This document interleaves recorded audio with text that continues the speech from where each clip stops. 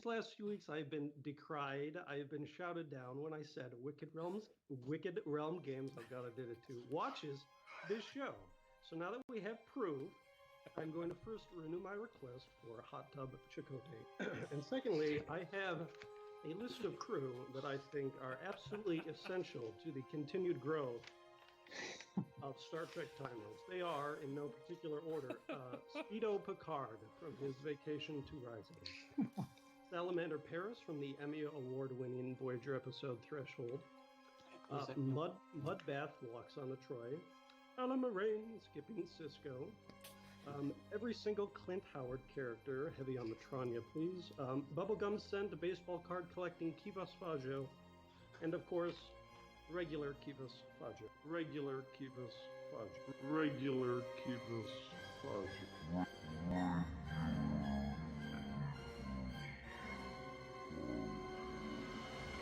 And now, the conclusion.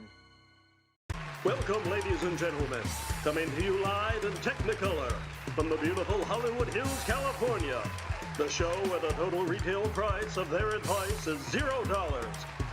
This is Timelines Talks!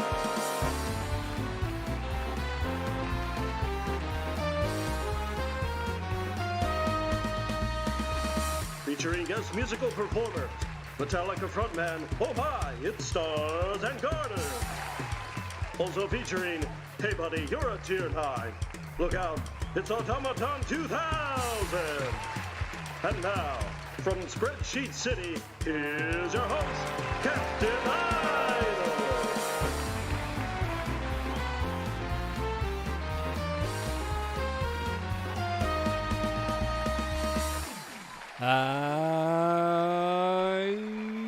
Yes, welcome, ladies and gentlemen, to another fantastic another edition. We are not a paperback magazine. Another edition of Timelines Talks, the premium, extremely exclusive #1 talk show for all things Star Trek Timeline. See, I'm adding more adjectives there. Last week we were premium. This week we're premium and we're exclusive. Hopefully we can be like the Khaleesi and just expand that to, mother of Timelines Talks. Yes, we have a fun-packed show for you this week with many fun things to do. We're going to talk about the thing that's on everyone's lips is, oh my god, what does Auto think of Kivas Fajo? We will be getting there in due time. Gentlemen, Auto, Stars, how are we? I'm quite well, thank you. I'm excited to see what the world and the Wickwright Internet and you two, my wonderful colleagues, have in store. It's always a pleasure to have you here. There's always a slight lag when we stream and we talk to each other. So on some things we decided the order, okay, you talk and then I'll talk, and then we always forget it and there's this long awkward pause. It always comes as I say, hello guys, how are you? And you all kind of go, I throw those little tidbits in there. Yes. Oh yeah, sure. Okay, so yes, we are here. For those that don't know, for those that aren't aware, that are watching this live, that are watching this later on YouTube, we do in fact have a podcast, which is in fact just this show, but on a podcast. So if you can't catch us live, if you can't have any time, if you can't find the time to sit and watch or even listen to at home, and you drive a lot, I drive a lot, I listen to a lot of podcasts. Check it out. We're on all of the usual available podcast services like Pocket Casts. We're on iTunes, all those kind of things. And usually I try and get the audio up next day, but please go and check that out if you can't make us live. This week, shall we start off with a very quick beholder meter? Oh, Stars is here and he's got his back. Shall we start off with a quick beholder meter? Let's spin the wheel. I have hopefully tweaked the beholder meter so it now doesn't have portal crew in it. Non-portal crew in it. So hopefully this should make a little bit more sense. Boring. We will. We should do an elusive behold one day. We should have a completely non-portal. That'd be quite interesting. Next time we should. Yes, but the viewers will have to pay $49.99 if they want to pull the. Yes, sign up to our Patreon and it'll be the biggest tier. No, right. Okay, it's spinning. Let's stop this. now. Okay. We have 1 star on Phenim, 1 star on Interface LaForge, 0 stars on Torpedo McCoy. This is interesting. This is very interesting. Aside from Phenim, there's a couple of choices you could make here. Well, I mean, there are debatably choices you could make, but I'm pretty sure most people would go one way and one way only. Go on. Well, I mean, here's the thing, right? Torpedo McCoy, God bless his soul, is not who he should be. He should be, in our ideal world, med-end sec or some combination of elusive, wondrous power, and he should be befitting the scene in which he comes from, that iconic scene of I'd pay good money if he'd shut up, of operating on a torpedo in like the, it's the swan song. Everyone gets their moment to shine, and that's McCoy. And he's good, but I think it says a lot that everyone was like, I'm gonna dupe him. He's gonna be amazing, and he came out and then was like, and then they left. Jordy, next. A lot of people, yeah. I've seen a lot of people on chat saying McCoy, and he has lauded himself an elusive reputation for having the rare medical engineering skill set, even if it is the tertiary and secondary. But also he has a little bit of a killer ship action. I believe, top of the head, he has some sort of instant damage onto him. Correct me if I am wrong. Does, but it's a bit of an odd one because it's staggered in terms of time. Because everyone saw, he's got extremely fast instant damage, and it's just no, wait, you've got to wait for it to build up. And I haven't been experimenting with my ship builds too much, but I can't imagine the auto battle plays too well with something that triggers that quickly. Well, so here's the thing. It starts at 4 seconds and then a charge phase of 2 seconds. So if you use it on the Creighton or the, what's the Romulan warbird? The Valdor. That cooldown speed up thing, it knocks 2 seconds off the ability. It also adds 2 seconds to his charge. So it hits for 250%, which is not bad. That's perfectly reasonable. And a lot of people use them for their accuracy too. So I think he's fine there. So tell me, what makes LaForge your love child? I just wanted to get to the next behold, so we don't spend 14 minutes on every behold. But no, I mean he's good. He's good on voyages. He gets the occasional event. Geordi doesn't have a lot of diplomacy, just has the ladies. So I'd take a star on him and move on. Interesting. What about the logic about sorry, go on. I was going to say that Geordi has some decent traits. Like I think he's got like Hero and possibly Maverick. He has the occasional use in Gauntlet. He hits a lot of people for dip end, which is not everyone's strongest suit. Like he's kind of all things to all people. Like he's got a few like blind spots, like Arena, which obviously if you want that, go for McCoy. But you would be very well suited to grab him. Anyone who didn't take him from that skirmish where he was like a 400k star, what were you doing? That he was an extremely good deal for that. Okay, let's move on. Should we do one more and then move on? Yeah, one more. Oh, one more. Okay, let's spin it.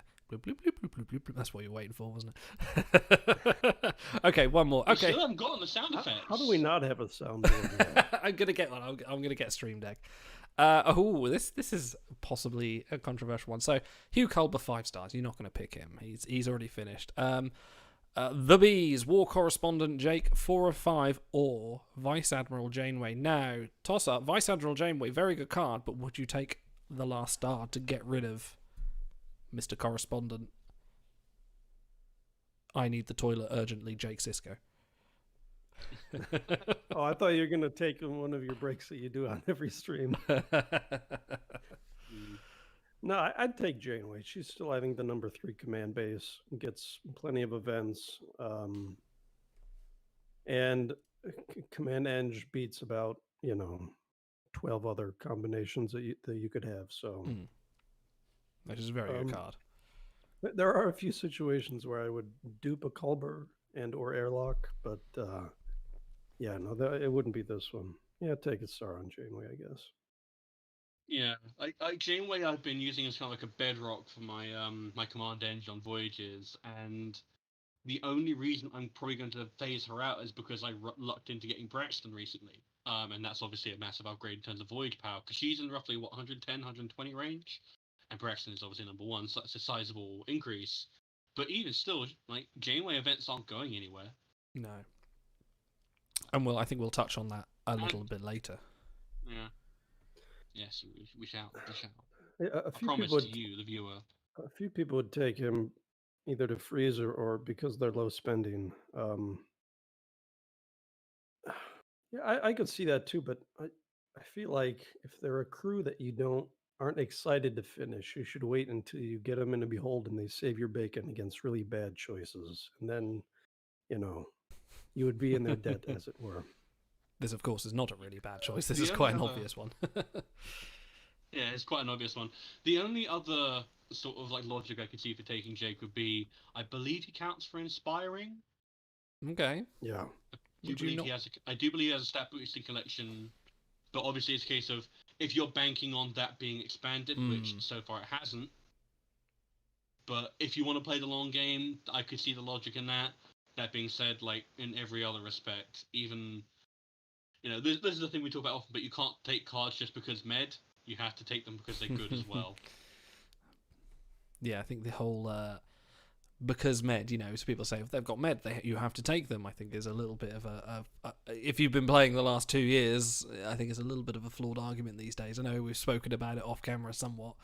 I think that's a discussion for another day. Let's close that. We'll come back to the Beholder meter. This week we have an interesting looking skirmish event. Let me load up the crew data. You want to talk, actually, since we're talking about Janeway, since we've mentioned Vice Admiral Janeway, the perfect segue we didn't even know we were going to do. Let's talk about Camp Nurse Janeway, from the episode The Q and the Grey, the super rare card that has appeared in this Tuesday's pack, a Med Dip Command, which is an interesting mix for both, not just a super rare card, but also for a Janeway card. And I ask you guys, we've already rated her, more you guys than I have rated her tier 4, and I've got a feeling most of that is mainly because she is a Janeway, with event extraordinaire that she is. But guys, give us a breakdown on Camp Nurse Janeway. No one's going to believe that you don't rig these beholds if you're going to segue out of each one. So that was pure luck. I think we started the show though just so we could have an exercise in segues. So, you put the good song up on the screen.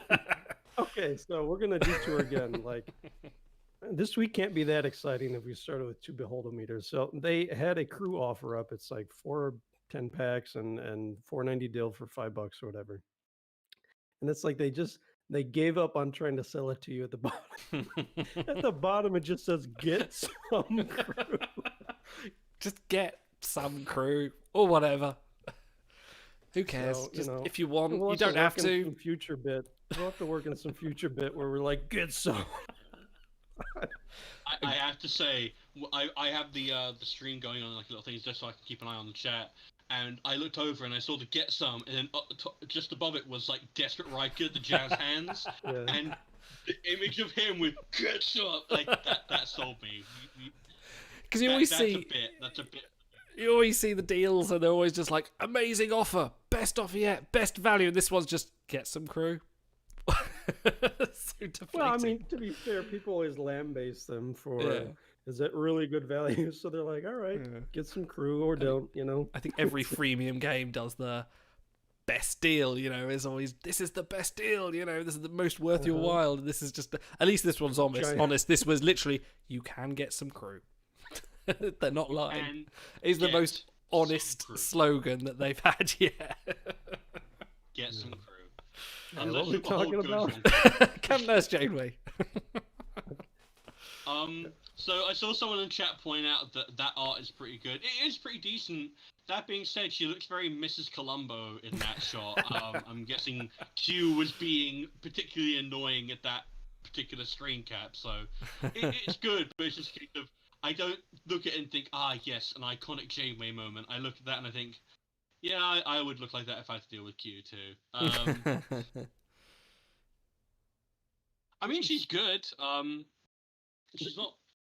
This is a crew with a big gulf in value because newer players, we just talked about, okay, Med has opened up a little bit. In fact, when looking at Nona recently, I went back and charted. We've had averaged one Med primary 3 skill gold per month this year. So it's not like they've been, twice per year as has been in the past. But even so, for newer players, that's the skill that you get the least of. That you get some Med the least of. So newer players are going to like her. I think she's like the number 4 base as well. Sorry, number 5. So you can use her on shuttles and stuff. For the older player, she doesn't offer much outside of events. And there you have, if you are a veteran player, you're going to have a 3.5 Homesteader Janeway to help cover those med seats. And I can't imagine she's going to get this sudden influx of med seats on factions. So the value is a lot thinner if you're an older player, but for a new player, she's above average. Yeah, so that does come with some caveats in that, like, when she came out, I asked, so we've had some cuts and some Cisco's like flood in with some engineering, some tertiary, some primary, and I was curious, have we seen like an actual noticeable shift in how shuttle seating is allocated when these characters get a wider skill pool? And I think the resounding answer was no. So if you get a Janeway event that just so happens to have another event crew that has med, then that's a bonus for you.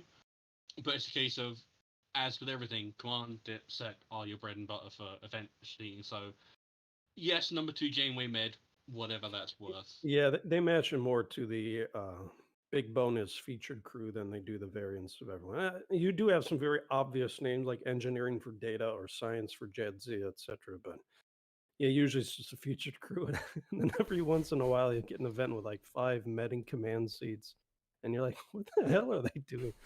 Do you guys remember the faction event where Antok, the Klingon med purple crew, was featured, and they it was like, I think it was like a Klingon bonus or something. So they had like 8 seats that were med and science, and he was like the only one. People are using like 3 of them on shuttles because he was the only one that fit like the bonus.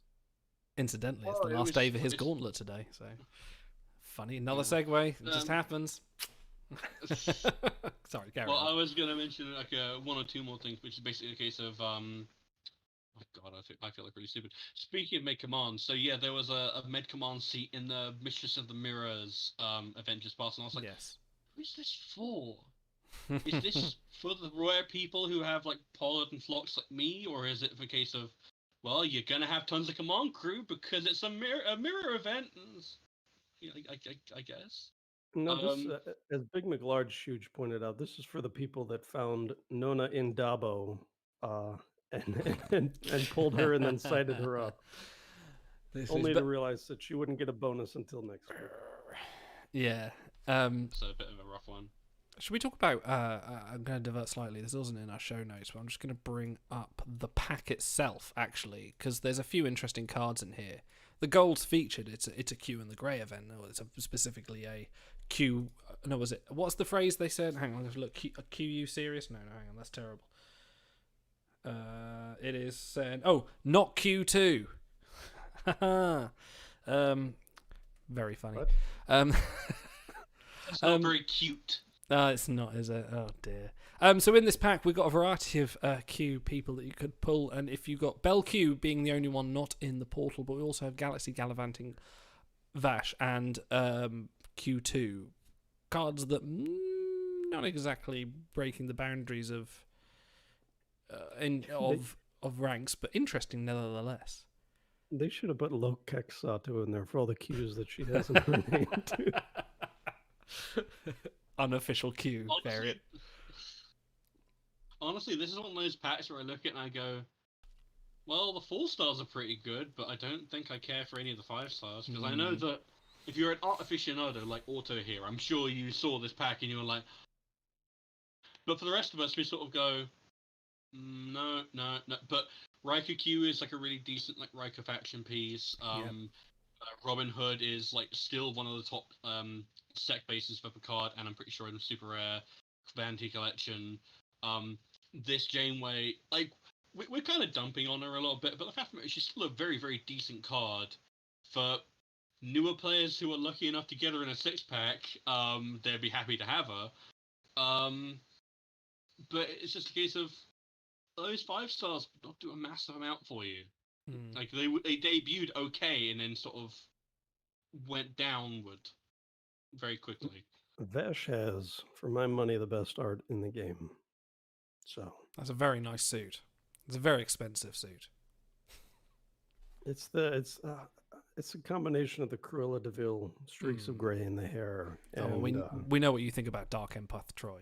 And have you been reading my diary again? I've been reading your Behold notes. Yeah. So it's not like the most amazing pack, but I suppose we've had worse. We had that nobody, and Kim crew. So that's Oh yeah, that's Five Tier 10s and Buster King. Was that the Lieutenant Martinez pack? Yeah, that was the real bad one. Yeah, as No Name Namer points out, new players, 6-packs. And it is that thing of, yes, she would be good for newer players in about a year when she joins the portal and she becomes available, but yeah, I know. She's a bit of a vanity pick for people who really like their Janeways or want to get a leg up on the next event, really.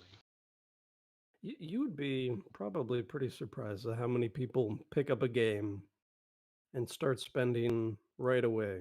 Like either because they feel they need to get caught up or they just get into it and they like it and they're like, all right, I'll drop, $20, $30 or whatever. So, you know, I probably would be surprised actually. I will see that to be habitual reroll. I think if you were, you're jumping into the game and you say, right, I'm going to drop this amount of money on it, and you say, right, this is the pack that's featured. You, as a leg up into the game for a first account, those 3 legendary crew and that are not, they're good. They will definitely score their fair share of mission nodes, and if I have Q2 myself, and I've looked at his rankings, and I think, yeah, maybe one day I'll put sights on him. He won't do anything for me, but I'm happy to have him because I like the character as well. Which is, at the end of the day, we have to remember, why are you doing this? At a certain point, you get all the crew to perform a 6, 8, 10 hour voyage, and you think, right, what do I want? You're smiling, Auto, and it's making me nervous. I'm just in a really good mood today, man. I don't know. Stop it. It's unnerving. Yeah, it's very unnerving. I have a tiny flask. This is a belated birthday present. I have a tiny flask from a friend who I've gifted him a flask in the past, so I don't know what this is about our relationship. Is that like a holster for a flask on a cup? Yeah. Do you just do one? And then Scallywag Scotch whiskey. Ah. So, it doesn't. Oh, it's this kind of stream, is it? It doesn't have fast cars or naked women on the cover, but I'm slowly building my portfolio for the next time we have a beer off. We will do that. Okay, let us talk about this week's. Do you want to? What do you want to do first? Should we talk about this week's crew, or should we talk about the LTOs? Up to you. I gotta plug this. I mean, it's already in the past, so I guess it does no one any good. But for Star Trek Day, we're still coming down off that high. I've seen a few people still screenshotting their Behold choices for Labor Kirk, Bones, and Uhura. This and that. I think we just finished up with the temporary achievements and such. Yeah. But they did. CBS All Access had a Twitch stream. I think it's just twitch.tv/CBS All Access. And on Star Trek Day, they ran a series of episodes remastered. I think they did all the pilots from all the TV shows, excluding Lower Decks, I want to say, and then a bunch of iconic ones. I think they did have the pilot of Lower Decks on there. I remember seeing it on the roster. I don't know if I didn't see it, but. Okay, yeah, I didn't get to see them all, but anyway, that was a lot of fun, and just to sit back and flip through, because sometimes I'll watch an episode for the game or something, or if I'm doing a skirmish and I want to watch a couple, but it's just to sit back and watch them and all the classics. It's just a nice feeling. So I'm glad that they put that on there, and I wish they would do it. It was nice. Often. It was nice to jump into the chat and go tier 8. Nah. That card, no. Tier 6. No. What is the Laborer Kirk episode? Something yesterday. The City at the Edge of Forever. Okay, thank you. Yeah, they get to the Behold, the portal at the beginning, and I think I saw Revolutionary Damar and one or two other Timelines nerds in there watching it. So that was fun.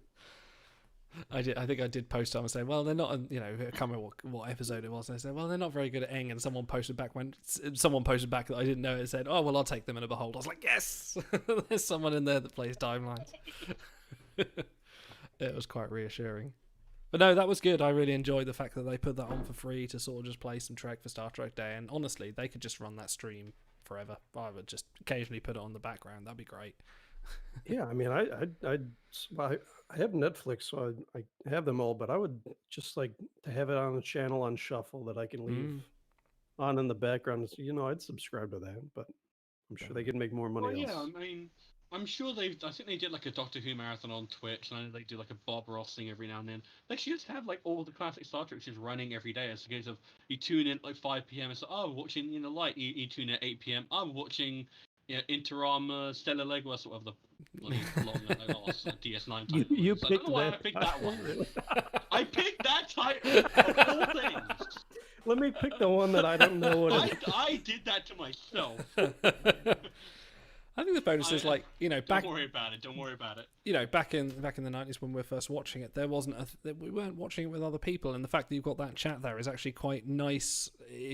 You see some Twitch chats and they scroll and they scroll and they scroll and you can't keep up, but that was nice just to have a quick little discussion about the episode with people, with other Star Trek fans there, and that was quite a nice little communal viewing. It was wonderful. I quite liked it, and they need to do that again, I think, definitely. So if you're not a Ben from Wicked Realm Games and you are with CBS, please do that again. And they do have, you can look on last week's episode of Timelines Talks. In the description, I put a link to CBS All Access's YouTube channel, which has a bunch of panels with the different, the actors from the different shows that they played as well. So if you missed out on that, there were a few. There wasn't any groundbreaking news, but it was, It was interesting. It was good to watch. Yeah. It was good to see George Takei talk about, George Takei and Rod Roddenberry. That was quite an interesting sort of panel to watch as well. And again, like I said last week, I ended up staying up and watching a lot of it. I was only planning to catch the first couple, and I was just hooked. It was a good night for Star Trek fans, definitely. Let's talk about the event. Well, I was going to say, speaking of good days for Star Trek events, how about them LTOs? Yes, let's talk about the LTOs before we run away with Emory Erickson on his wheel contraption. This week's LTOs, the two crew that are available for the modest sum of whatever one money you're willing to pay, are the Borg Queen and Assimilated Janeway. I'm not quite sure what the theme is and why they picked up on this. I think Janeway is just linked to the Tuesday pack, but Borg Queen is a bit of a left field for me on this one. Decent. We've already spoken about Janeway's event potential. Otto, you're laughing again. Please. I don't know, man. What's in that holster of whiskey? Is that something else? No. I think there might be a gas leak over in there. Do I need to get onto World of Warcraft and have a chat with your missus? Extra stretched Borg Queen, by the way. She is very very smooth skin in this offer. Some old resolution asset there. But so Stephen Insinner points out Borg is a featured trait for the skirmish. So of course, that makes a lot of sense for both. We already discussed this, and then we all forgot. So. We did. The cards themselves, guys, we've got Janeway, who was absolutely fantastic for events, but what do we think of Borg Queen this time? She's a very, very old card. She's one of the first mega crew to appear in the game. How do we feel about appearance now, and what's the worth of putting sights on her this day and age? A short detour, because I think Stars wants to wax poetic about Borg Queen. But we talk a lot about traits and possible events and such, and I feel like Borg is, if there's ever going to be an enduring trait, it's got to be like the iconic bad guys outside of the Klingons of Star Trek, which are the Borg. Is the Borg?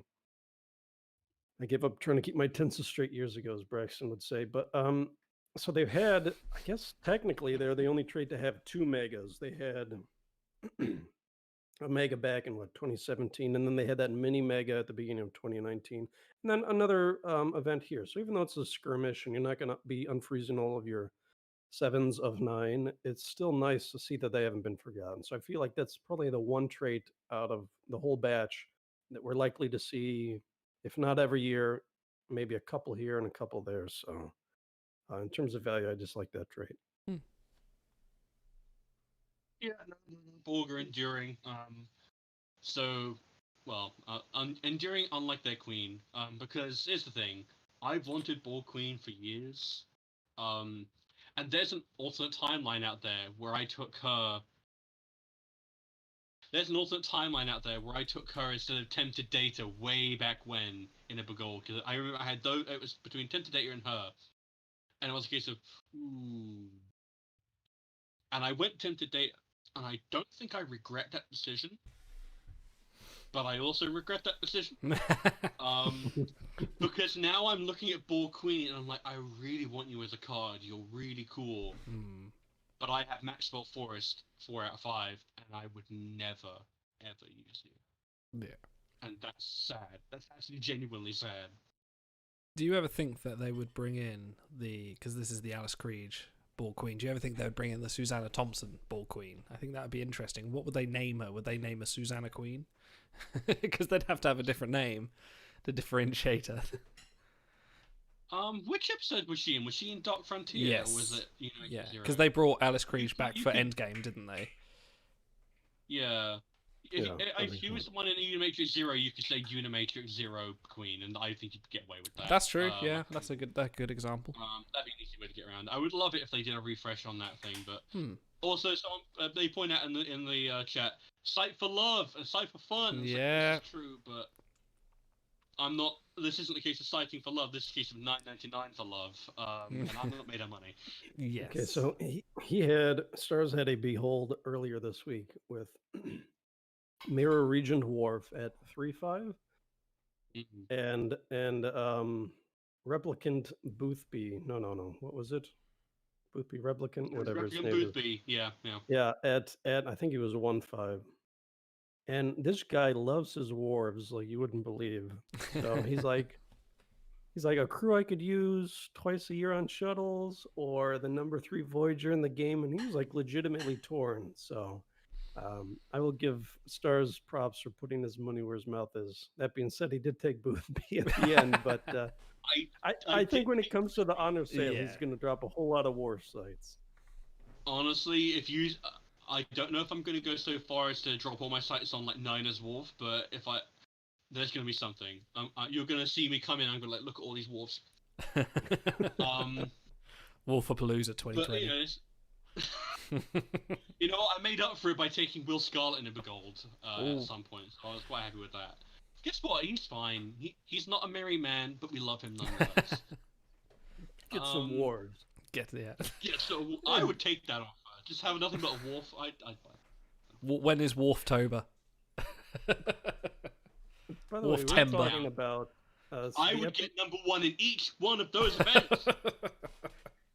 There's a season 7 episode of TNG called Parallels, where Worf is coming back from some Batleth tournament, and he keeps experiencing like alternate timelines. It keeps shifting between them. And so we'd love to have that crew in the game. We're always talking about ways we can sneak some kind of Eng-Med Psi into a Worf. And that one just screams science to me. So we were talking about the art, and I would love if they had the art of him in the shuttle at the end. Spoiler alert, if you haven't seen the episode, he's in the shuttle, and there's like different timeline versions of Worf standing over a panel here, or playing the saxophone here, and they're all stuck in the shuttlecraft together. So if they ever do the art for him, of course they're just going to have him standing there with the 3 pips and the red uniform, because that's very boring, and that's just what they're going to do. But if they put him in the shuttle with like 8 different wars behind him, that would be the premier art in the game, I think. So those awful like $91.99 for like 3 stars on the new Gold Crew. I would actually be tempted by that. I hate to say it, but I would actually be tempted. So WRG, if you're listening. So how much? All you have to do is get your art guy on that. How much would you pay for Midwife Wharf? Sorry, Midwharf. Yes. You are now fully dilated. If that is not the arena line, they could give him they can give him a soundbite. Yes. No, this is not like the simulation. That birth was very orderly. Push. I must urge you gently but firmly to push. His head not crowding. I would Hold pay. From that episode, we need head data too, just like his head, you know. No. When he's plugged in, that is not the correct port, sir. Fusion crew of Riker and Data, and then you get like Command Eng, and then it's Riker just carrying like Data's head, and he's got. I would accept like the inaccurate art just for that look on Data's face. Just put Riker and like 2-star Data, and you get like a 3-star crew or something. Guess what? It'd be worth it. It'd be worth it just for that one. So anyway, Assimilated Janeway, what do you think? Yeah, exactly. This YouTube timestamp is going to say General Tomfoolery. Right in the middle, it's just going to be like 30 minutes of that. We always worry every week, like, are we going to have enough to fill? But well, no, we'll just have to do like an Always Sunny title card, and it'd be like Stars waxes lyrical about war for 40 minutes. Yep, perfect. Every week. Yeah, no name does point out that Worf already has the best art in the game with Groom Worf, and that is objectively true because he is so. What, over Tourist Worf? No, Groom Worf. No, Groom Worf, the recent event one. Yeah, the red and the black and the back left. Terrible card, but gorgeous art. No, I'm just saying, you prefer that over Tourist Worf? The pants. He's a many-faceted man. I'd have both. Don't make him choose. Okay. Don't make me choose. Okay, so the other one is Assimilated Janeway, which she was a great crew for a long time. We got her in 2017, which was the year of 7 Janeway events, after which people started making Discovery Janeway memes and such because they were sort of sick of her events. And then she had this big drought, and now she's kind of back. And so you're going to use her for events, but her ranks have dropped precipitously outside of event tally pretty much. So that's not someone I would start. Maybe if you had her 4 or 5 and you wanted to finish her for events, but we've had also a lot of Psi Command, Tenavik, and Burnham has always been floated as the crown jewel to chase. So I think a lot of people have her as well, but I think she's kind of event only at this point. I think if you get a Janeway faction event like we had recently, and I made a point of leveling up all my Janeways for that event. Yeah, she was useful for that, but for everything else, nada. But given that Janeway events are fairly regular, then if you want to get it for an event, tearing up just thinking. It's so emotional because I can't. I'm just thinking of what Chakotay lost when Anyway. Oh God, please don't. No, I'm gonna be over here like. It's really hard, actually. I want them to be happy. Yeah, well, it's okay. Do you enjoy 7/Chakotay? I'm sure you do. No, that was terrible. Luckily, if you've ever read any of the... they'd stranded them on a planet or something, then I could have gotten into it. If you'd have built her a hot tub, it'd have been all different. Luckily, if anyone's ever read the expanded novels, they actually cut that in the... they're just like, no, this is not happening, so thank God for that. Let's not go on too many tangents this time. This event coming up, we have a skirmish event. Hurrah for everyone collecting honor and spending a lot of chronotons just to improve their chances at the next honor sale. But we have the Emory Erickson from the Enterprise Season 4 episode Daedalus, correct me if I'm wrong, who was essentially referenced as the father of transporters. We have him as our rank 1/500 reward, the Engineering Psi Diplomacy card. And from looking at his general numbers, and I've not looked too far into it other than that, he's not too shabby. He's not terrible. I remember when Beloved Anoraks came out, there was a sort of thing of N-Psi is an extremely common skill set. N-Psi dip or whatever combination is a very common skill set, but not in the top sort of 50. It was the case of Lucon, however you pronounce his name, was the big name there, where it's a case of there's a lot of command dipsec, there's a lot of med-eng, and then a few other cool names. But N-Psi was kind of mysteriously not represented there. So to see a Voyager in that sort of range with actual good numbers is nice. So I have a personal grievance with this card, and it's completely unrelated to anything. Sorry, I have to go on this tangent. No, do it. That episode's title is awful. What, Daedalus? Is that a 2-part or is that just the one episode? It's a single part, and the reason is because it's an awful episode in which nothing happens. It's like the one kind of like meh episode and all that. Oh, well, there's also the Orion one, but I'm sure Auto enjoys that. And it's all about Erickson trying to get his. Chakotay in the Orion episode? What's going on? It's all about the Green Women. You're all about them. It's all about like Erickson trying to get his son back, who was one of the first people through the transporter, and he's trying to reconstitute his atoms and all this lot. But when everyone saw the name Daedalus in a Starfleet, prequel series, they thought, "Oh, are they going to show us like the cool Daedalus class?" Which is for all those mega nerds out here, this really awful TOS looking shit. It's all boxy, like the full head. And everyone was like, "Are we going to see that in seconds?" You're going to see a really third-rate melodrama about Archer not getting back together with like a childhood girlfriend, and Trip getting like science blocked by an old black man for 45 minutes. So episode's not great. Card's pretty good.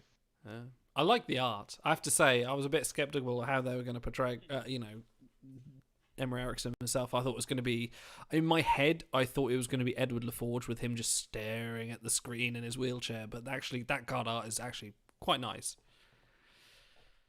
Yeah, he's got his Professor X wheels. I like it. Yes. So, the actor Bill Cobbs is. So I know he's in a lot of stuff. I haven't seen him in a lot of stuff. I know him as Del Paxton in That Thing You Do, the old Tom Hanks movie about the one-hit wonder band. So anyway, that's my frame of reference. I'm sure one person out there will appreciate the reference. As a card, so he has Innovator and Caregiver. So like those are your chances to use him as a base, because he also has 1144 as his top end base is not good. But they made him a decent Voyager. So this is your stock standard. If they were to have given me Kivas Fajo with these numbers, I would have fully fused him, right away. And you'll use him for probably a couple years on voyages, I imagine.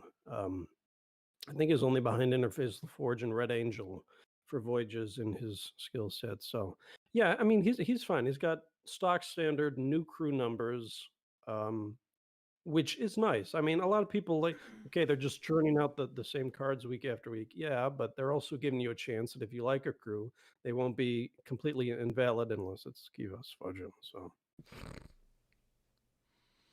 So yeah, he's fine. I wouldn't chase him unless you love the actor or the character. I think regardless, for those of us reminds me a bit sorry, of... Please. We do this all the time. Yeah, we do. On this show. Stars, I have to apologise. I do this too often. You start to talk and I talk over and they go, no, please go on. I think it's happened 3 or 4 times every episode. Please. It's all good. You're a lovely man. It's all in love. He reminds me exactly. He reminds me a little bit of Leia Brahms, like the real one that we got, the 5-star version, looking very sort of lady with clipboard, looking unamused. And it's a case of, for people who really like Leia Brahms, like Geordie, yeah, sure, that's a great thing. It's a case of, I can't think of many people who love Emory Erickson, but I guess if they love the actor from other roles, then he is your Leia Brahms of choice. He is your inside dip of the week with good numbers that you will not regret having used for 3 years. That's essentially what it is. Let's face it, this is a skirmish event. There are a few of us in skirmish events that are just going to farm it so much we're going to end up with them anyway. This is always my worry when we get a skirmish event. I think, oh god, I hope the gold is actually someone that I can use because I'm going to get them eventually and I cannot airlock them. There are some people that do. There are some people that just play the skirmish events for the honour and then go, the gold, I'm low on screw slots. Get rid of them. They're no good to me. Yeah, Maid Marian. I think that was before her vanity too. So. Oh really? It was. Gosh. Okay, look up no redeeming value. That's enough. That's enough, Emory. Enough, Emory. Okay, let's talk about Kivas Fajo. He's all right. Okay, moving on. Smuggler Kasidy. No. Come on, Auto. We know. Are we doing Fajo now? Up to you. Should we do him now, or should we do him after No, our if you've got him on the pre-program? screen, then Let's talk about the card, and we'll do our bit. We'll do our bit after we talk about someone else. I think it's kind of ass, actually. These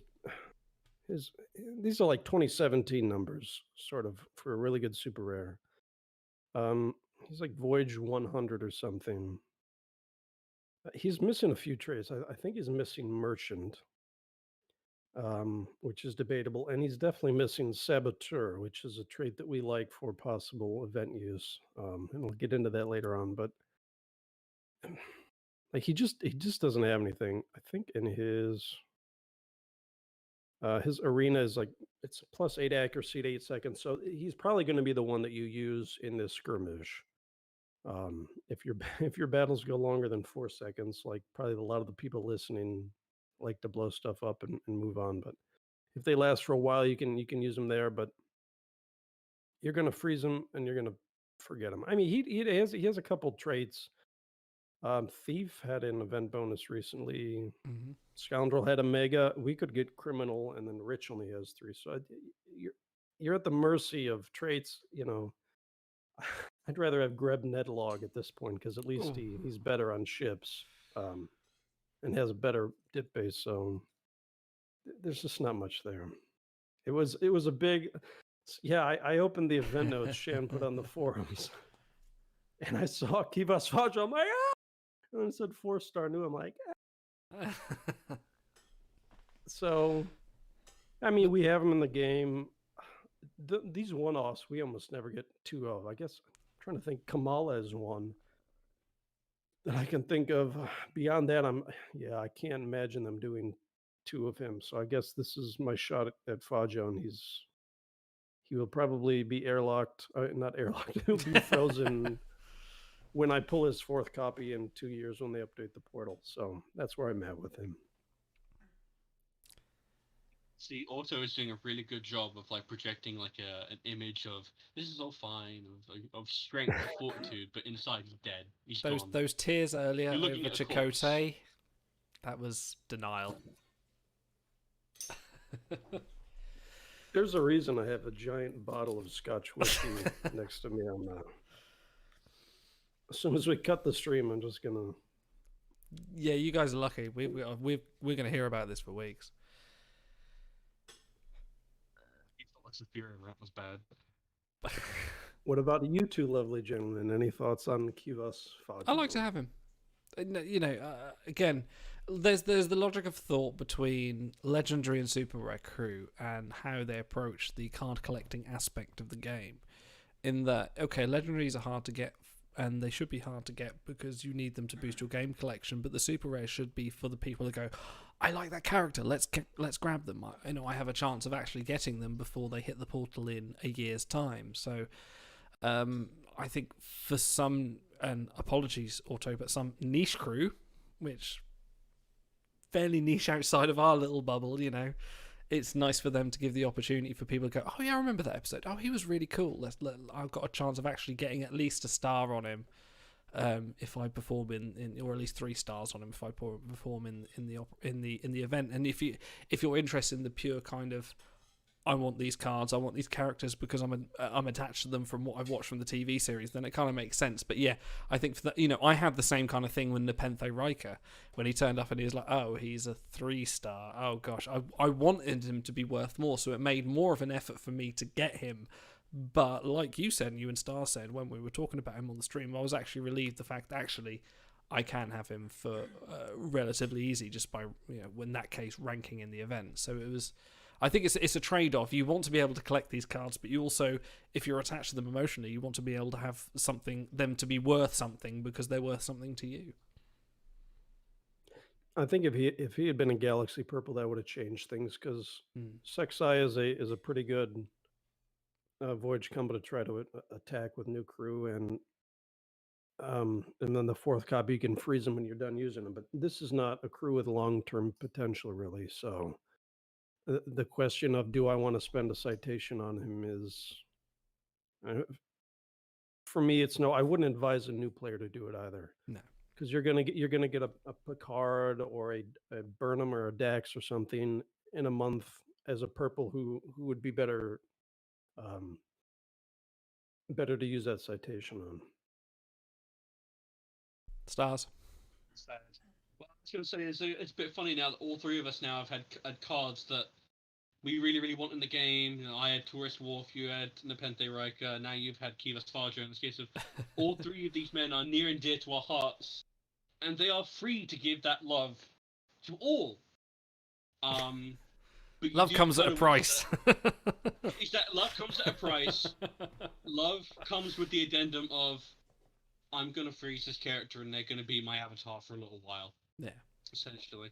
But that's no so terrible thing. I mean, I'd say like this is a bit of a preface to something we're going to talk about later. But I started up an alt just recently, and on that alt, you know, who's like a very very new character, Kivas Fajo will make voyages for tons of time because Stexai, I don't have a particular wealth of good voyages, especially 4-star ones. Hugh is like anchoring my voyages right now. Good old 3-star Hugh. So for some people, they're gonna go, you know, they're gonna come on the forums in 2 years' time and be like, oh man, Kivas Fajo, I have really, really fond memories of him holding down my thing. Yeah. And Automaton 2000 is gonna be like, that sounds nice. I wonder what that's like. We all have that. We all have, like, you know, because I started, you know, a couple of years ago, and we've all got those super rares that people, you know, we read the big, well, you know, for myself, like, I came in quite late. I was, you know, reading the big book of Beholdervice when it first came out. I was like, oh, I've got this crew that's holding down my voyages. It's Marsha. And it's, what's her name from City of the Edge of Forever, which we were just talking about? Edith Keeler. Edith Keeler. She was holding down my diplomacy on 4-hour voyages for quite some time. So, you know, we have those lower rated super, and in someone's heart, there is Kivas Fajo. For me, it was Amanda Grayson. There you go. Campaign. So, yeah, I know. People say, "Oh, you're too tough." You always say crew sucks, and it's like, well, no one's gonna read a column who says, "Oh, this crew is pretty good." If you have no other crew, like that doesn't help anyone. So we have to rank them, talk about them compared to other available crews. So, like I said, if it was a Galaxy, he'd be more useful because you could use him on voyages and then and freeze him when you need it. But I wouldn't suggest a citation spend in this case. No. Okay. Slightly different, you know. We have the campaign citation, which now means you can be a bit more free with your 4-star crew. But as you say, there's going to be plenty of other options that are going to be a bit more viable, unfortunately. And if you did, I think Sorry, go on. with all of these, but my brain is not working tonight. Why did we move this back to 9:30 my time? With all of these gift packs or whatever they've been giving away with the Voyage Revive tokens, I know a lot of our friends on Discord are starting their long haul voyages, and presumably they're going to come home with 2 or 3 new purple crew that they didn't have. And you know, you could wait another year to store up enough tokens to do another voyage, or you could use these campaign purple citations on those crew instead, to prevent them from taking up a spot on your roster. So yeah, there's an opportunity, a cost associated with someone like Fajo, but it is what it is. I haven't cried my last tear over him yet. So. We'll have more to talk about him in a minute. Okay, very quickly, last crew, the sort of the obligatory super rare that everyone wants to rank for, Smuggler Kasidy Yates, who is going to be the ranked reward. She's going to be my choice for the skirmish because I have her fully fused anyway. But guys, your opinion? Command Eng for I see Eng Engineering. It's a hard thing to say the acronym, really, isn't it? Command Eng, you know, you can't really say it like that. Very Command Eng. Sorry, Command Engineering. She's all right, yeah. She's a Kasidy variant, one of very few there are in the game. 2? Hang on, what was the other? Diversion Yates. Was she a faction event? Well, I think. Yeah, and there's 3-star Captain Kasidy. There Yates is, as yes. well. So So there is. wearing her lovely grey romper suit.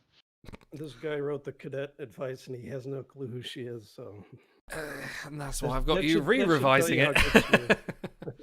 For those that don't know, information, the little book of cadet advice is being looked over by none other than an auto hero who's taking all of my tears and going, "That's shit. Why have you done that? This is rubbish. Rivers all around. What were you thinking back then?" I was just like, I was just doing what you were doing.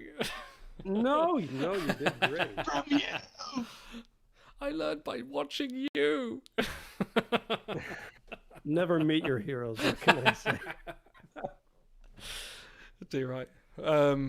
Anyway, Smuggler Kasidy Yates. We're talking about skirmish events, so I can't say much for what she's going to be useful here, other than if you've already got her, equip her. If not, go for Kivas. This is not a faction event, so anything more to add to her in general use, guys? Well, there's jury rigger there, which is her biggest attribute. And then a few node unlocks. The pilot security one is a big one, because I think there's one that doesn't have any other option. You have to have a pilot with security. And I think she can unlock medium difficulty, but not top difficulty. And then I think there might be one or two smuggler nodes as well. But beyond that, her voyage score isn't good. If you're ranking, top 1500 or whatever to get 4 copies of her, either you've been saving up a lot as a new player and maybe you can still use her, but more likely you're a veteran player who just wants the collection. I think I might have ended up writing her notes when she first debuted, because I think she was like a 6-pack crew and she wasn't particularly interesting. And I think I was tempted to just write +1 jury rigger and be done with it.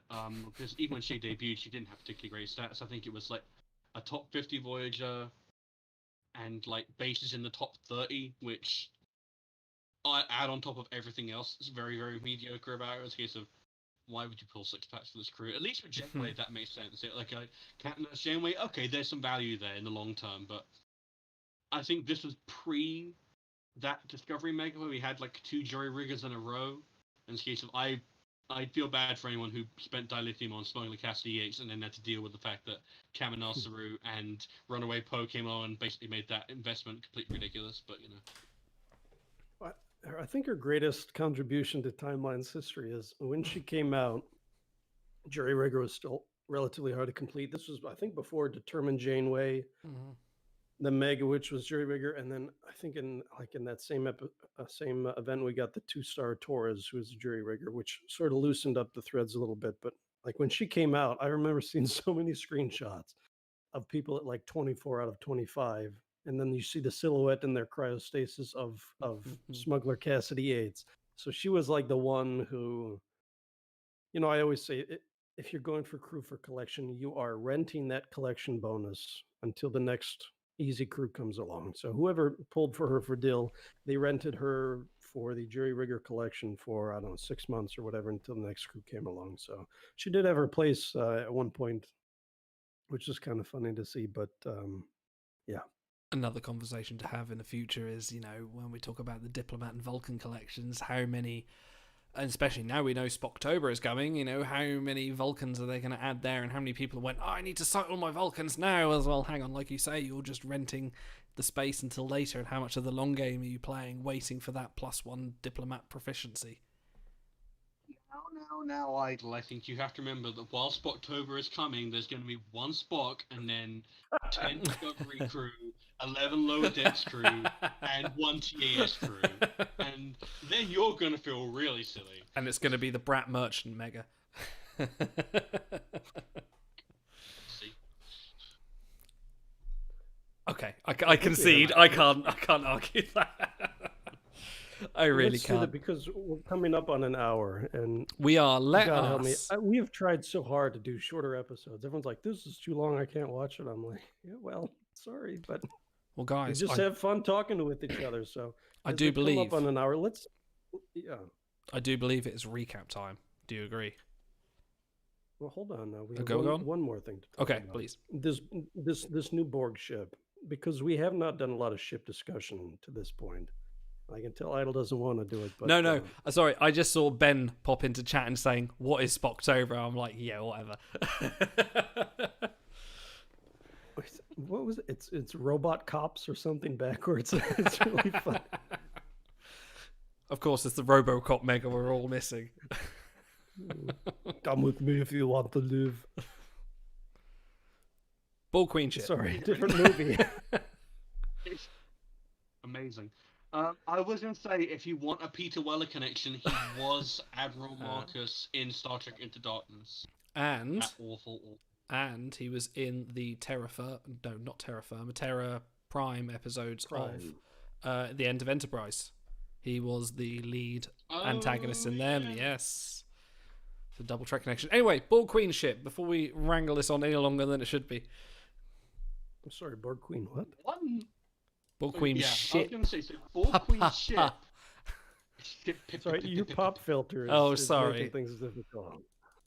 Must have been all that shit I was talking about. I have to point out, it's not Borg Queen ship, it's a Borg diamond. Oh, it's a lovely... Anyone who's played Star Trek Armada or played Star Trek yes. for 360, it's the Borg diamond. I had to ask the question to you guys, which was, actually, was this in... Because my memory is terrible, and I haven't watched the end of Voyager for a while, but was this actually in the show? Because I only remember it from Star Trek Armada as one of the ships that you can actually get in there. Alongside the Borg rhomboid, I believe. It's the Borg tetrahedron. Big on their geometry, the Borg. In that game. They're similar. Yeah, so I guess we've all played Armada then. That was just like a collection of different shapes, right? One was like it was like a stretched rectangle or whatever, and then you had the cube, the sphere, anyways. I'm telling you, it was the Borg rhomboid. This is a good. It was like a good ship in that game because it had terrible normal attack, but then it was like a spellcaster, so you can do all sorts of neat stuff with it, and this is just big damage spell. Anyway, if you guys played, I think we're gonna have to have a game of Armada on the stream at some point. If you guys have played, have you streamed it before? Not Armada. I did Elite Force, but we'll get there. We'll get there. All right. Elite Force is also amazing, but Armada I would love to do just because I remember the intro is very Star Trek Timelines because it has like Enterprise Z, Picard versus the Cubist and stuff like that. It's great fun. Mm-hmm. Man, that's nostalgia. That's proper nostalgia right there. So this ship, not the rhomboid, what is it? The Diamond, was brought to our attention by the Tesseract. Prime Lorca, and he's taken over I think we plugged this before. There's a spreadsheet surprise for Arena Crew. The wiki is not really the best for looking at Arena Crew, sorting them, values and such. So I find this a really nice resource. And we'll have it in the description of this video, but he brought to our attention that this ship is pretty interesting. And sort of the highlight is at the ability, the position ability. It starts at 4-second initialization. It boosts evasion by 6, and it lasts for 4 seconds. I think you have the image of the abilities, Idle? Yes, hang on a second. Keep talking. It'll come. This is the interesting one. We only see the 110 stats, the level 1 stats in game, but based on their ships, it should scale up to 9 evasion. With the boost, that would be plus 15. So that, for a free boost, that's pretty good. The fact that it comes online at 4 seconds might help thwart a few Creighton-type ships. And it grants a position ability. So I went and looked at a few position crew that might be interesting. The top of the bill there is Gloria, who initializes at 6 seconds. And she can boost your attack fully fused up to 11. Now, since she was a campaign crew, probably a lot more people have her and aren't aware of her arena prowess, as it were. But it's been tough to get position quick enough for it to matter, and this is a good case of that. Age of Sail Data, another campaign crew, does 350 percent damage off position, and then hilariously, Borg Queen herself also has a position trigger, but she doesn't activate until 10 seconds. So if you use her on the ship, your position will fall off, and then she'll sit there doing nothing. But if you were to do manual battles, you could use her for a great thematic 1-2 punch as well. So I think it also has an attack speed boost, which you can, I think, stacks multiplicatively. with other attack speed boosts. So yeah, it's a pretty interesting ship, and I don't think it's going to change the meta or anything, but it may help you get a leg up on defense if you're tired of Creighton battles lasting 4 seconds and then it's over. So Yeah, because when it comes to ships in this game, it's sort of there's two sides of the coin. There's what you're using on skirmish, and the answer to that is always going to be pretty much Creighton if you have it. And then there's what you use in arena, where you can be a bit more inventive because you have to worry about attack and defense. And I think most of the time, if you're going for a higher arena, yeah, you're probably going to auto battle your way to a degree of it. But at higher points, there's going to be those people who have taken 5 out of 5 mirror Spock for a very particular arena build. And something this particular that might shake it up a little bit. If it matters to you to be like top 1 in the arena for a little bit, for those people who love to hit all 3 at the same time, this could be a ship for you. This could be fun. Yeah. Cool. A wonderful All right. summary, gentlemen. Thanks, guys. Sandbags up. before we move on, Ben again is in the chat. He is. Asking for feedback on the temporary achievements. I don't know if he's still around, but I've got to ask. There is sort of the hot button issue was the arena dailies. Now it was a week of temporary achievements, so you could do 70 battles, but there was a tier 4 100 battle achievement, which you had to pay dilithium for extra tickets, but you got 2 10-packs out of it. So it ended up basically being a choice. Do you want 450 dilithium or do you want these 2 packs?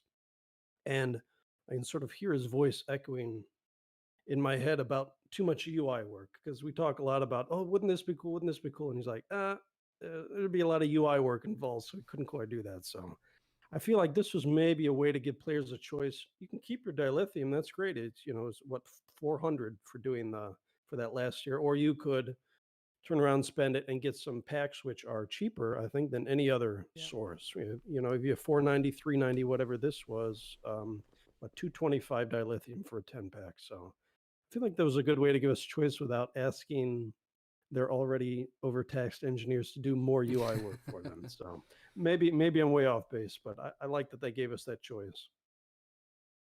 Yeah, so tying back again to my ult, so I was very very lazy, to be honest. I did enough of the scans to get 1 10-pack, and I did. I was lucky in that I hadn't done any of my shuttles, so I was able to get the 70 shuttles. So I got 2 of those 10-packs. And guess what? When you're on an ult and your best person on voyages is Hugh, seeing someone like Marshal of France Q and Mira Mayweather pop up, you're like, ooh, this is interesting. And if I had been more sort of determined about it, I probably could have done those other achievements, angled it through, and on a newer account, those packs probably would have gone a bit further than the dilithium, because in case of, nowadays, in case of 1 slot, maybe 2 of your 10-pack matters as a seasoned player, because it's a case of you want the purple, you want the gold. But when you're new, an entire pack of blues is just an embarrassment of riches. Yeah, definitely. You okay there, Idle? You sound like you're dying. The beer's caught my throat somewhat, and I need to. There we go. A little bit of a Corona warm up there. Okay, shall we? Anything more to say on the Borg Queen ship? Rhomboid. Parallelogram. Hold on. What was that planet? It was mentioned in PNG. The planet, it was like Rhomboid Droniga something. You remember that? No. No. I'm sure, yeah. I'm sure. I'm going to find it just so you don't give me that look next week. I'll always give you that look. That's the look It was of like love. the Rhomboid Droniga star system or something. Whatever. I know my trek. Get on my level. Of course you do. Yeah, we know. It's fine. Okay. We know, Grandpa. It's like... Back in my day. It's time to bring back. There were only 5 crew. There was only 1 ship, and it was the Enterprise. We're going to bring back a classic. No bloody A. B, C, or D. Yes. You were going to say that. And now I'm just reminded of one skill, Captain Scott. Anyway, it's time to bring back a classic. It's time to bring back the recap. In a world where Latinum is king, 3 men, 1 desire. To share stories that are beyond belief. But what happens when the absurd becomes real? An airlocked Inglatu, appearing in crew quarters, failed voyages, reviving themselves. A behold, with 3 Lucians, seeing Dilemma Part 3 at hour 6. These and other unbelievable stories that you'll only find here on Timelines Talks Episode Recap. Next time on Star Trek: The Next Generation. What am I doing here? Commander Data is held hostage by powerful aliens. If I help you escape, will you take me with you? Will he break free and survive his capture? Or will he face death trying to escape? No life signs. Find out on the next exciting episode of Star Trek: The Next Generation.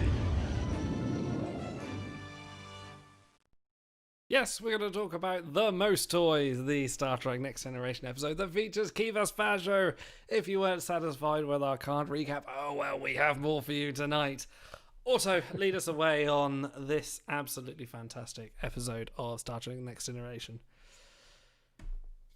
Yes, as far as everyone else is concerned, this episode lasted an hour, 10 minutes, and the rest of you may now tune out. But if you're a big Fajo fan and you just can't get enough, we're going to recap his episode. So, Stars and I watched this together over the weekend, I guess. And we knew it was called The Most Toys. We couldn't remember what season it was. And I guess I had in the back of my mind that it was a later season. We tried looking 5, 4, 6, 7. I think I even looked before we found it in 3, and it's like TNG sort of found its footing. I mean, they say Riker, when he grew the beard in season 2, it started to take off, but they really found their footing later on. And this just felt like a classic late season episode, Picard especially. So yeah, it is season 3. And for the intro, I'll just give you the Picard's captain's log because it's a better summary than I could do. Captain's log, stardate 43872.2. In order to neutralize a sudden contamination of the water supply at Federation colony on Beta Agni 2, we are procuring 108 kilos of hytritium from the Zebalian trader Kivas Fajo. Because pure hytritium is too unstable for our transporters, Lieutenant Commander Data has been shuttling the material to the Enterprise. So we see Data on Fajo's ship loading the shuttlecraft, but as he leaves, the aliens zap Data with an electric pulse and render him catatonic. Enter Varia, an alien female. She scans Data to determine his component elements to leave on board the ship. They then send out the shuttle, sans Data, which explodes, and the crew of the Enterprise is aghast. Even, this is one of maybe my favorite part, even Worf lets out a soft little exclamation. He goes, Data. And he looks kind of like a sad puppy, like he lost his good buddy. So they go and play the theme music. Back from the break, the wonderfully acted villain of the week, Kivas Fajo, hails the Enterprise and proceeds to feign ignorance and try to figure out what happened to your pilot. I absolutely love Picard in the scene. He's very... I think this is the first time I watched it remastered. So maybe it's just that, but he's very sharp. He's very Picard-esque. He's very brusque. And he's great throughout this episode. Now, originally, Kivas Fajo was going to be played by, Rappaport. What's his first name? David Rappaport. And so they ended up recasting him. But yeah, he's a little person, and so he was going to be played a lot differently than Saul Rubinek's version. And so you can, if you have the Blu-ray extras for this, they actually remastered Rappaport's scene where he's talking to Picard here, and you can see some of that. I think it's also on YouTube as well. There's someone that spliced it in with the original footage as well. It's an interesting comparison to watch. Yeah, needless to say, I preferred Rubinek's version. Where are we? So we're back inside Fajo's ship, and Data is still frozen. He's laying on his back on the floor, with his hands frozen in the air, and he suddenly awakens. And now, against my protestations, we're going to read this scene. I thought after this Janeway Chakotay one would be done, but I guess if you love cringe, we're going to do cringe. So, to give you a little flavor of Fajo, this is right after Data is captured. Yes, so we pick up in Fajo's den, which is a large, clean room, with ornamentation arranged on display all around the walls, and a red circular seat in the middle. The rigid Data is currently laid across it. He suddenly reboots and sits up. His communicator is gone. What am I doing here? Fajo and Varia enter. Wondrous. The detail. The balance. Was I not right, Varia? What a remarkable piece of work. Why have I been brought here? The voice simulation, it's perfection. The inflections, the timing. Fingers to test Data's responses, then speaks to him as if Data does not understand English, complete with gesture. It took great effort to bring you here. I was sure he'd be worth it. I was right, too. I have been delivered here against my wishes. I would like to know the reason. Certainly.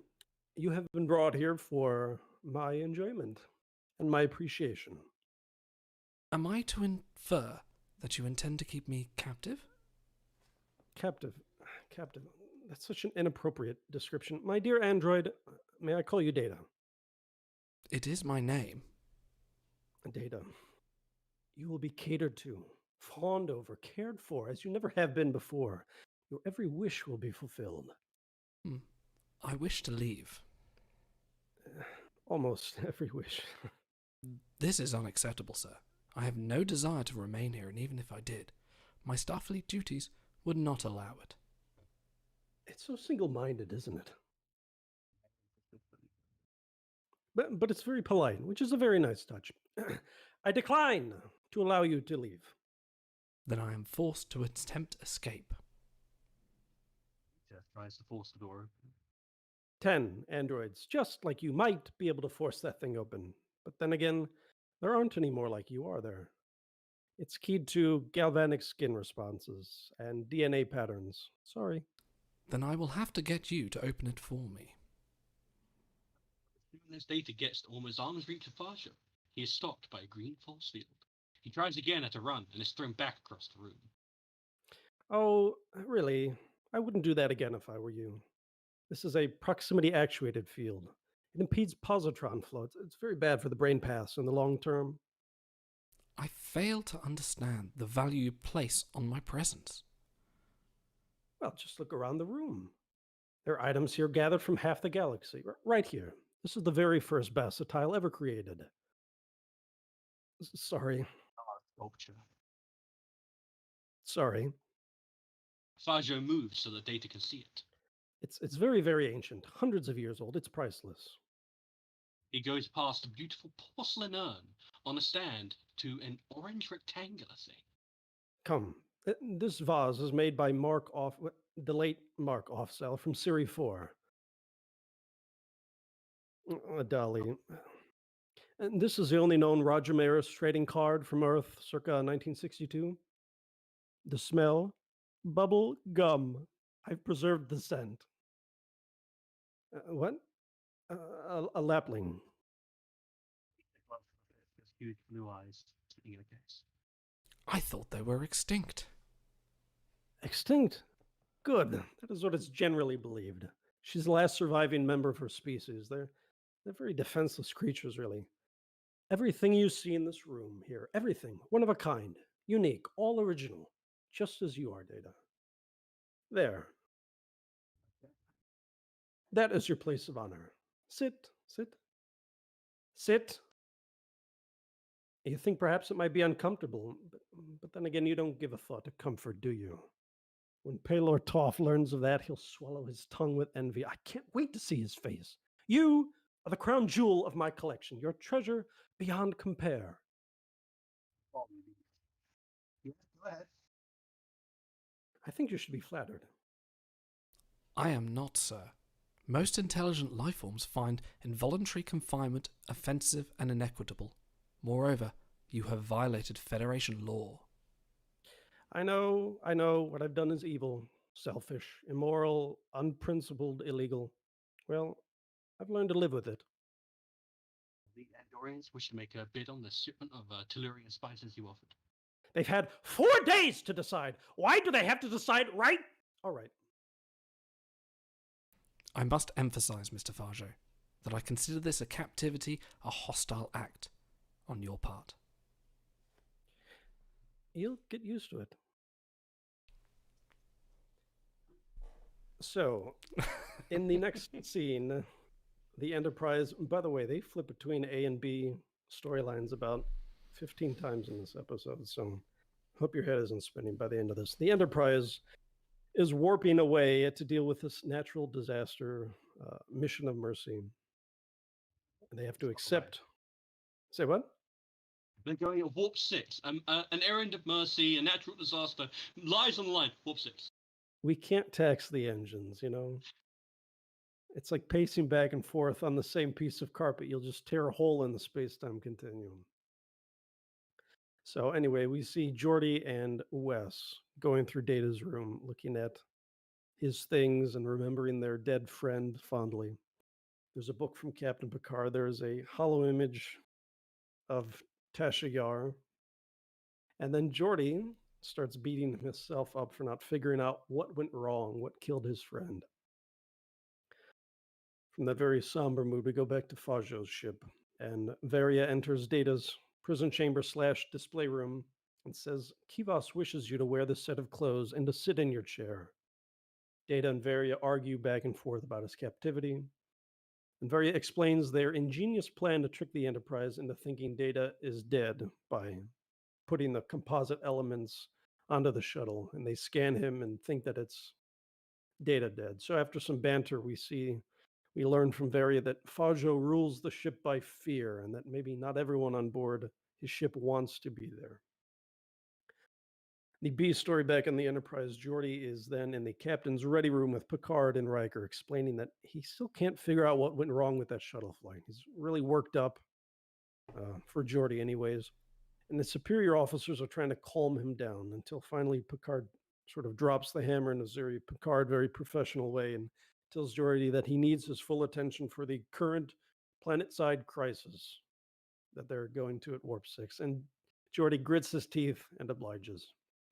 And there's some C storyline in here about Worf having to replace Data at Ops, but in the interest of time, sorry, Stars, we're going to skip this one. No, if you go back and watch the episode... There's a card. Operations Worf. So, back on Fajo's ship, Data is feeding this lapling who was introduced in our previous scene. And he's doing some absurd calling. He's like dropping food into the cage. When Fajo walks in, and they argue about Data not following Fajo's wishes. He won't change his uniform. He won't sit on Fajo's chair. And then we get a really fantastic line from Kivas Fajo. He says to Data, "You belong in Starfleet about as much as I belong in a verbal contract." They then discuss the philosophy of murder and the extent of violence that Data's programming allows him to commit, which will come up later in the episode. And after some more banter, Fajo replicates a beaker of acid. He throws it on Data to dissolve his uniform and tells him to put on the clothes he gave him. He says, "I've invited a guest to meet you, and I expect you to be as entertaining with him as you have been with me." Back on the Enterprise, Geordi is laying in bed with his visor off, trying to sleep. He's still in full uniform, including his boots, which presumably is to sell the idea that he's just racked with guilt over Data's death, and he's been working his fingers to the bone to try to figure out what went wrong. So we hear in his head Data's shuttle transmission playing over and over as he tries to sleep until he wakes up and realizes what went wrong. Now, Stars and I were watching this earlier. We found it a really nice touch. When Geordi picks up his visor, he's got it off to put it on, and he realizes he has it upside down. He has to flip it over like someone with glasses might do. So that was a nice touch to sell the authenticity of his blindness. You would have thought at that time they'd have some sort of gyroscope on. I was like, oh, you have this upside down. We'll just flip the display, No, we don't have that kind of technology in the 24th century. So Geordi goes to engineering to talk things over with Wes, and he plays all of Data's shuttle communications in sequence to show that they were all identical except for the last one. Wesley says, he didn't report the shuttle clearing the cargo bay of the Jovis. And Geordi says, of course, there really wasn't any reason for him to make voice contact. He knew we'd be monitoring his position. Any other pilot might not bother, but Data not following standard procedures. So that was his clue that something went wrong before that last transmission. And we jump back to Fajo's ship. Kivas has invited another rich collector friend on board so that they can have an android measuring contest. And Data does his best imitation of a mannequin. He stands there motionless, refuses to do the dance monkey dance for Fajo, essentially humiliating him in front of his buddy. So Fajo jolts Data with his anti-positron force field, sending him toppling to the floor. But Data still remains motionless. He's not going to play Fajo's game. And Fajo leans down and gets right in his face. He says, you'll regret this. So the Enterprise has arrived at Beta Agni 2 to disperse the hytridium and treat the water contamination. But their readings are off, so they beam down to take a closer look. Back to the Jovis. I told you they bounce back and forth quite a lot. And Fajo comes into Data's room and gives him one more chance to behave. Why can't you just comply? Why do you argue all the time? Couldn't you just go sit on the chair? Come on, go sit on the chair. Data declines, and so Fajo goes to a safe hidden in the wall, types in a combination on the keypad, and pulls out a weapon, a Veron T disruptor, which I hope is in his build. I haven't pulled any packs. It is, yes. Good. It is a most lethal weapon, which is my new band name. I actually put down the quote here. It is a weapon banned in the Federation. And Fajo says, it's not just lethal, it's vicious. It tears a body apart, inside out. And very slowly, too, by your phaser standards. It's torturous. A very, very painful death. And then he says, I've always wanted to try this. So he calls Varia into the room. Varia, how long have we been together, my dear? She says, 14 years. 14 wonderful years they were too. She was barely an adult when I found her. She was idealistic, naive, full of dreams. And I made those dreams come true too, didn't I? I'm going to miss you. And he levels his weapon at her head and he blows her a kiss. And from off screen, we hear Data call to Fajo, and the camera cuts to Data sitting in his chair wearing his uniform. And then they fade to black. So we are back on Beta Agni 2. The Enterprise has sent down an away team that puts the puzzle pieces together and discovers that Fajo created a fake emergency so that he could sell them the hytridium to cure it and steal Data. Riker says, quote, if it's artificial, then we're talking about sabotage. Can you think of any reason a saboteur would blah, blah, blah? So naturally, Fajo doesn't have Does he say it like that? He says sabotage. Whatever. No, that's says it like that. Yeah, in the movie. Okay. They flung their sabots into the machine or whatever. So Riker and the team beam up to the Enterprise. They do their homework on Fajo, which they should have done before trading with him. And his biographical file reads, a noted collector of rare and valuable objects. So they put 2 and 2 together, figure out that Fajo staged this to steal Data, and they warp off to rescue him. On board the Jovis, Fajo's ship, Data is trying different combinations on Fajo's safe in the wall. And he's typing like, like, dude, you're an android. Why don't you just like you did in First Contact or whatever? Says tiny life forms. Yeah, the episode could have been done like 10 minutes earlier. So Varia enters the room and she offers his escape in exchange for asylum. If I help you escape, will you take me with you? So they make their way to the shuttle bay. And after some alien red shirts unsuccessfully attempt to stop them, Fajo comes running through the shuttle bay doors. He finds an unarmed Varia standing there, and he disintegrates her with his Veron T disruptor right before Data's eyes. And Fajo sort of gets a thrill from killing her, and he says, "Oh well, there's always another Varia." So Data grabs the weapon and he corners Fajo. But based on their earlier conversations, Kivas concludes that Data cannot harm another living being that is programmed into him. He even starts taunting him. He says, "If only you could feel rage over Varia's death. If only you could feel the need for revenge, then maybe you could fire. But you're just an android. You can't feel anything, can you?" Data says, "I cannot permit this to continue." And he points the disruptor at Fajo. And he goes to fire and he disappears in the warm, loving embrace of the transporter beam. Back in the Enterprise's transporter room, O'Brien, who's manning the controls, tells Riker that he detects the weapon is in a state of discharge, but he's deactivated it. So Riker asks Data point blank, "Mr. O'Brien says the weapon was in a state of discharge," and Data says, looking Riker dead in the eyes, "Perhaps something occurred during transport, Commander." So in the final scene of the episode, Data visits Fajo in the brig behind the force field, and he tells him that his entire collection has been confiscated and it's being returned to their owners. Fajo says, "It must give you great pleasure." And Data says, "No, sir, it does not. I do not feel pleasure. I am only an android." So this episode, besides being wonderfully villain acted by Saul Rubinek, this is a Data episode where Very much. he explores his humanity. Normally, it's all about being honorable and doing the right thing as a human. This time, he's talking about whether or not he can kill people, and he essentially goes and taunts Fajo at the end just to see how he'll react. So this was a Data episode, but the interplay between him and Fajo is just so good. Essentially, it's nothing more.